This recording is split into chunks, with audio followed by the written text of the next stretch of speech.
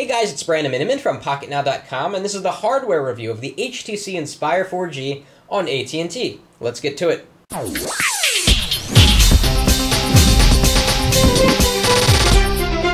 So what we have here is an HTC Desire HD. Basically the same phone, but it's running on AT&T. It's chromed up a little bit more, so we've got this kind of chrome earpiece at the top. We've also got an LED indicator, which is quite nice, so that you can glance at your phone and tell if you have a new call or missed email.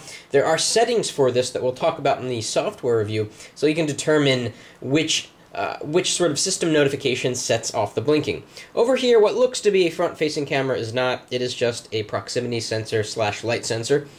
Here we've got the large 4.3-inch display. The resolution is 800 down by 480 across. Now we're thinking with HTC's next generation of high-end Android phones, they're going to bump this to the next step, which is 960 by 540. So it's very likely this is the end of the line in terms of WVGA resolution for HTC high-end Android phones. They've been on WVGA for years now, and it's time to bump it up, and they're probably going to. So down here we've got capacitive buttons. We've got the home button on the left. It seems that with every new Android device they change the layout of the buttons down here, which is a little bit annoying for a reviewer, but hey, if you're getting this phone, you're probably going to keep it around for a while. We've got the back button in the center. It's kind of nice to have the back button on the left and the home button on the right, but hey, kind of can't change that. Nice HTC logo there. Flipping over to the side, we've got a chrome volume up-down rocker, quite large. I've got a little fingernail groove. We'll talk about what that's for in a minute. Going to the bottom, we have a 3.5mm headphone jack, micro USB here with a microphone, and there actually may be a second microphone. I'll show that to you in a sec. Over here on the right side, we have nothing. Standby button is placed a little bit strangely this time. Instead of over to the right, it's placed over to the left. It's kind of chromed out, which is nice. Now the device is a little bit thick. It's no thicker than the Evo, so if you've used an Android 4.3-inch screen device before, you probably know what you're getting into. It's also quite heavy. You know, in the pocket it doesn't feel like a tank, like the Dell Venue Pro would, for example. So it's a reasonable balance here.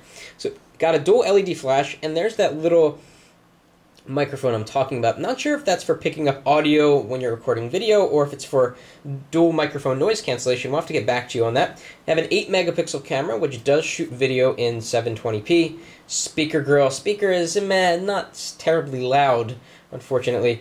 And here we've got two panels that we can remove. So this one will reveal the battery, and it's easy to take off but not so easy to put back on.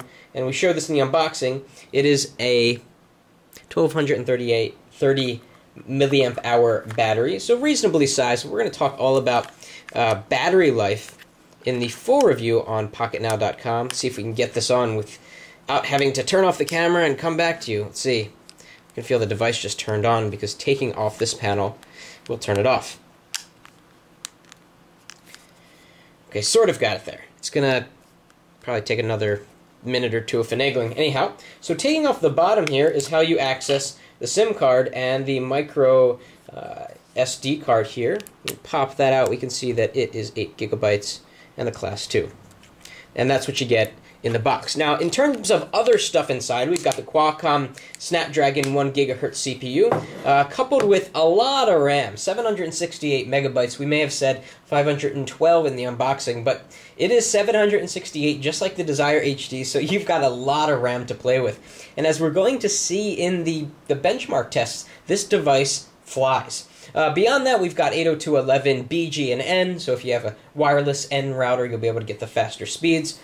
We've got Bluetooth, of course, and we've got the big story with the Inspire 4G is HSPA+. So it's kind of between 3G and 4G. It's a little bit slower than the full LTE data speeds for 4G, and it's definitely a lot faster than the 3G HSDPA speeds. And we're going to do a separate video talking all about how fast it actually is. We're running benchmarks all around town to see the fastest speeds you can achieve with the Inspire 4G. So far, we're pretty impressed.